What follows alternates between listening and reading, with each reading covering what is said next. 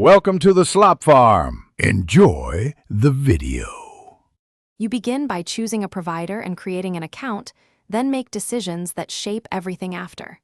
Once you pick a plan, enable two-factor authentication and install the sync client on your main device.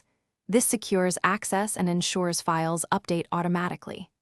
Next, create a clear folder hierarchy and name conventions so you don't hunt later. Make sure to set selective sync for limited devices and confirm initial upload bandwidth limits so your connection isn't overwhelmed. Now you move files and shape organization, drag and drop into the sync folder or use the provider app for batch uploads. Once files are in place, rename consistently and add tags or metadata where available so search finds them fast.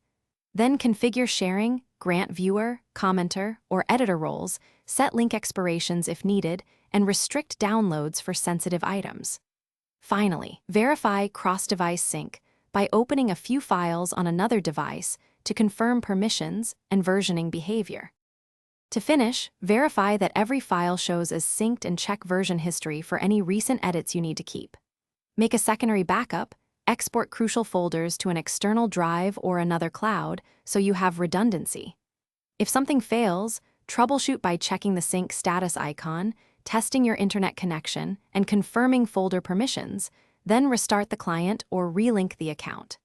If problems persist, temporarily move problem files out of the sync folder and re-upload them manually. Thanks for watching.